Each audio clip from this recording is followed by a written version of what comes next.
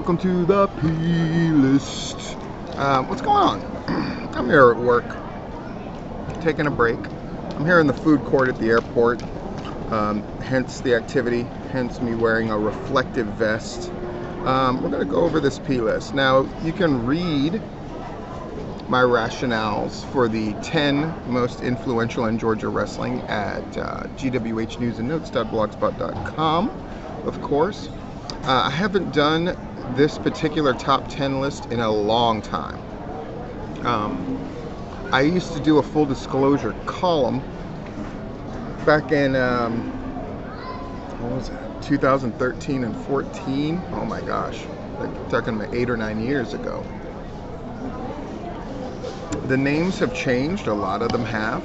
Let's get into this list. I don't have my cards to throw around, but number 10 is Murder One.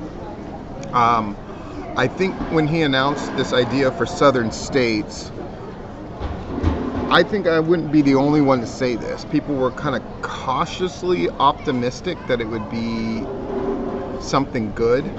The idea of the combine seemed like a good one, and then everything that seemed like it might be okay ended up being great. And when you are running the show that the boys want to be on the most and have the most fun doing, and for reasons that have nothing to do with money or the amount of coverage you're going to get or the amount of exposure you're going to get, but just because they enjoy the show, doing the show itself, you're doing something right. And the fact that he also made a wrestling appearance at Rumblejack where he beat Bryce Cannon quickly and then was also in the Rumblejack itself, and that's led to people being interested in booking him. Well, that's just sort of the cherry on the influential sundae, so he's at number 10. Number 9 are the Georgia Wrestling History Writers. Some people might accuse me of favoritism or whatever. I don't think I need to make that hard of an argument for that. Right now, more shows are being covered in the state of Georgia than have ever been covered with reports.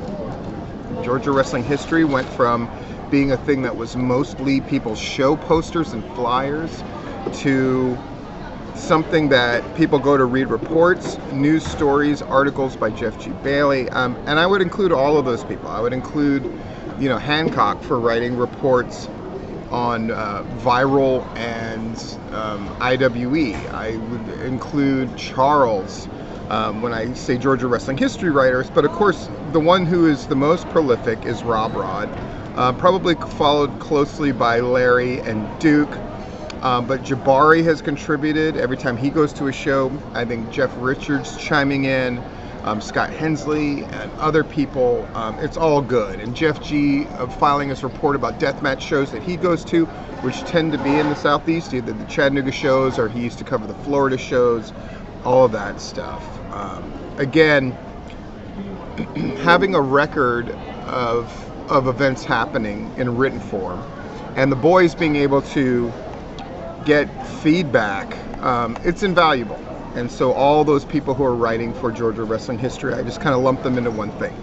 Carly Bravo is the coolest guy going. There's no way around it. And why he's cool is the more important thing. I go into this in quite a bit of detail in the article, but he's a guy that knows how to promote himself, and he's a guy that knows how to show what he's able to do, whether it's rapping, whether it's talking, whether it's wrestling. He's good at being seen, and he's good at seeming like somebody you want to hang out with. Invaluable for young wrestlers or wrestlers that have been doing this a while to learn from.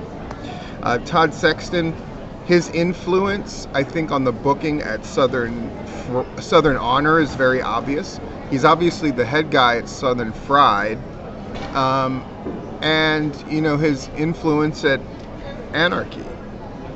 Right now, he's the most prolific guy as far as helping people run shows, and he's taking phone calls from people to give them advice, and he's helping out at a training school, and he's all over the place. He loves this shit. It shows. His kind of good attitude is also a major influence on the current, I think, state of peace that's going on in Georgia wrestling. I think he's a contributing factor to that as well. All-Star Special, I mean, Huck and Hansen are doing it great. And selling merch, of course. Huck having a platform on which to speak that is taken more seriously because of the success of All-Star Special. Hansen being able to get booked in more places, with or without Huckabee and All-Star Special, and really getting to stretch himself as a performer at Anarchy and other places. I think All-Star Special as a collective shows that you can do this thing right. You know, Gunnar Miller at number 5. Like I said, nobody is checking more things off of their wrestling bucket list. There is no guy that is more over as a baby face and is being billed as what you're supposed to have in your promotion, which is a baby face that is mega over, who they want to see chase the title. And Gunnar Miller is that guy right now in Georgia.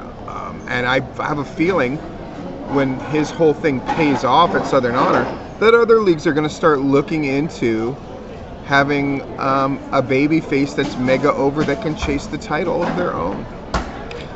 Gunnar Miller, unlike a lot of other guys who would potentially be that guy, doesn't really have a downside, right? He doesn't have the weird past of like Jacob Ashworth.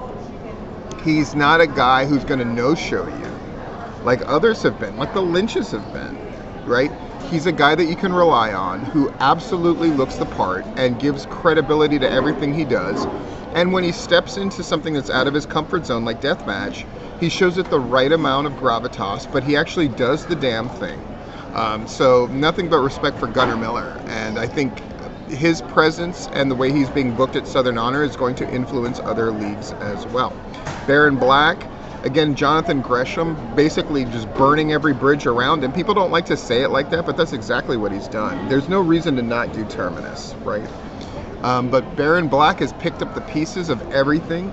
Not that Battle Slam came about as a result. He'd run multiple Battle Slam shows before, but clearly Baron Black is going to make sure they don't miss a beat. And that guy, think about this, made more money over COVID through AEW than almost anybody else in wrestling that didn't have a contract. There's a lot to be proud of there. I think Baron Black shows that you can do that stuff. And Baron Black, I was talking to somebody about this today. During COVID, when AEW didn't have crowds, but they were smart enough to have the wrestlers at ringside to react, Baron Black was always the best one. Everything that guy does, he does to the best of his ability.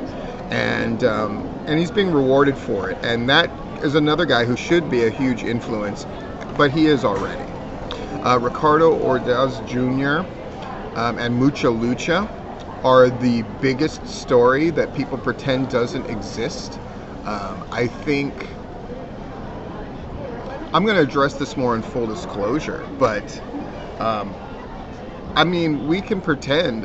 When you have 4 shows that draw 5,000 people at that ticket price, he is outdrawing everybody.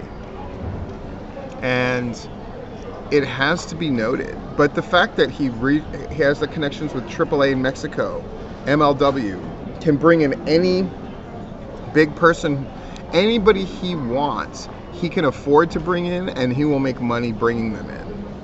It is the most sort of inspirational, influential thing for a promoter possible. He's the best promoter going, possibly in wrestling, period. If that isn't an influence, I don't know what is.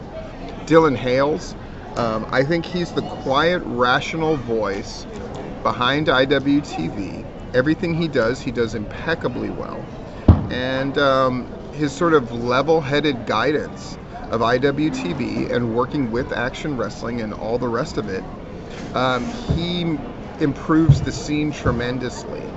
And I think he's kind of showing a better way to do this wrestling thing other than being a carny, loudmouth huckster. And I hope that's an influence that can actually stick around a little bit. And then finally, Cruel, a wrestler to be the #1 influence. Well, you know, Cruel is taking the advantages that he was sort of given, like his size, but he maximizes everything. I don't know anybody that maximizes absolutely everything that they have and have created for themselves more than Cruel. Logan Creed, whatever you want to call him. He maximizes everything. He does everything to the best of his ability. I've called him the best wrestler wrestling under a hood right now in wrestling, period. And his influence is going to be felt for a generation, because he showed the guys that, yes, you know, you want to dabble in deathmatch, or you can do it well, and you can make it part of your character. Yes, you can sign with a smaller promotion like MLW or Impact, but what are you going to do with that? How are you going to negotiate that? See, the secret behind Cruel is he never stops moving, and he's always negotiating, and he's always figuring out a better way. But at the same time, he isn't overly protective of himself. That guy will lose. That guy will do anything, but he maximizes everything for effect. And he doesn't waste his time with people he doesn't think he should waste his time with. And he eventually gets everything on his own terms, but not in a hardline way, in a way that makes the show better. And that is a great, great influence to have. In any case, this has been the P-List, top 10 most influential people in Georgia wrestling. Next time I hope to get, it was cool to get a bunch of people of color on this list that absolutely deserve to be there. I would love to see a woman be able to get on that list. How can we do that? We shall see.